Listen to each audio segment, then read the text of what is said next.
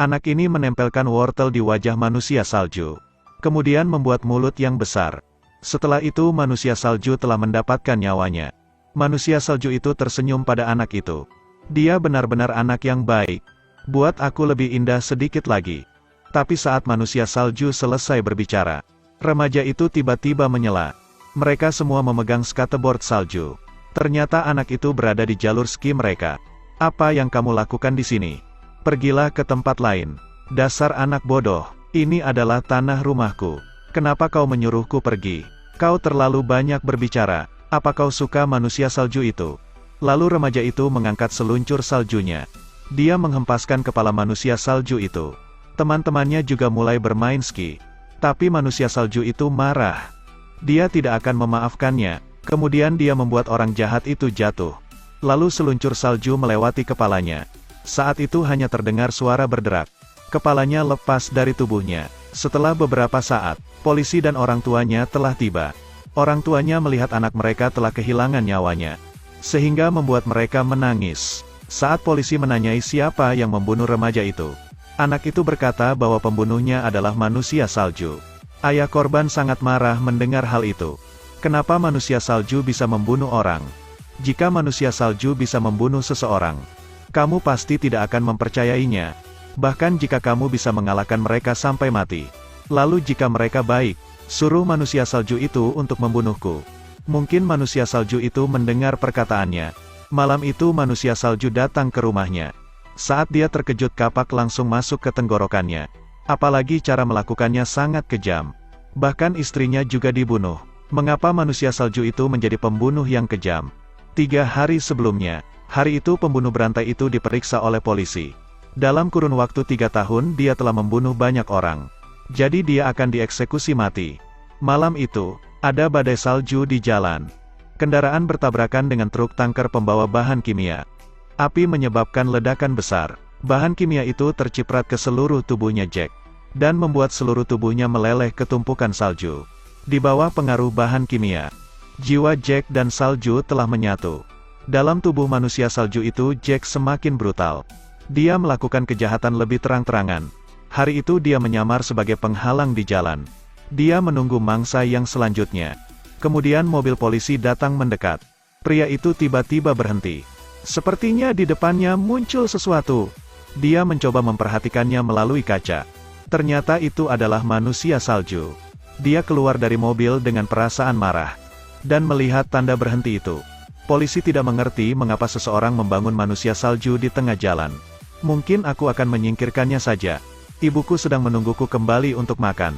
Tapi saat dia mengambil sekop, manusia salju berubah menjadi genangan air.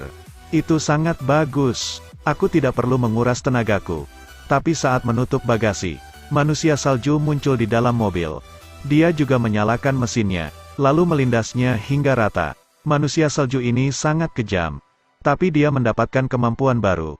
Mungkin itu mengubah tubuh padat menjadi bentuk cair. Dia menggunakan kemampuan ini untuk membunuh banyak orang. Misalnya pasangan ini. Dia membuka kulkasnya untuk mengambil sesuatu. Tapi dia tidak tahu Jack bersembunyi di dalam lemari es. Saat dia mendapatkan segelas anggur, Jack keluar dan hendak membunuhnya. Dia membuat orang itu sangat ketakutan. Dia memegang tusukan besi untuk memperingatkan Jack. Jangan mendekat, aku akan menusuknya. Lalu dia menusuk Jack berturut-turut. Tapi dia seperti bermain dengan tumpukan salju saja. Apa yang terjadi? Kenapa kau tidak terluka? Pada titik ini dia tidak bisa melakukan apapun. Ada apa ini? Apa kau adalah manusia salju pembunuh itu? Setelah berbicara Jack melempar paku es ke bahunya. Dan menggantungnya di pintu. Lalu melemparkan lagi ke kepalanya. Hal itu menyebabkan dia kehilangan nyawanya. Lalu kekasihnya sedang mandi di bak. Tanpa sadar Jack sudah berubah menjadi genangan air. Perlahan dia mendekati bak mandinya. Kemudian hidung wortelnya terlepas. Dan pada akhirnya Jack membunuhnya. Lalu membuat kepalanya membentur tembok dan mati di tempat. Setelah kejadian itu, tim FBI melihat Jack berubah menjadi air. Kemudian dia masuk melalui pintu. Lalu dia segera menembaknya. Tetapi tembakannya juga tidak mempan. Pada saat itulah dia mengambil pengering. Pengering meniupkan udara panas. Jack menjadi sangat panik. Kali ini mereka menemukan cara untuk menanganinya. Keempat orang itu segera mengeluarkan pengering rambut. dengan suhu 100 derajat Celcius. Jack harus segera mundur, lalu tubuhnya terus berubah bentuk. Akhirnya beberapa orang lainnya bergabung untuk memaksanya melompat ke tungku dan melelehkan Jack sepenuhnya. Awalnya mereka berpikir Jack sudah hancur. Namun tidak disangka, karena uap yang keluar Jack menjadi manusia salju lagi. Dia membuka mulutnya yang penuh dengan gigi tajam. Kemudian mencabik-cabik tubuh polisi itu. Setelah itu rekannya melihat bahwa pria itu tidak normal. Dia langsung memperhatikannya. Tiba-tiba lehernya membengkak, lalu memuntahkan wortel. Kemudian dia memuntahkan salju. Setelah itu sang pembunuh muncul dari tubuhnya. Saat melihat pembunuh ini muncul kembali, pria itu segera membawa putranya untuk bersembunyi di dalam mobil. Tapi Jack berubah menjadi air.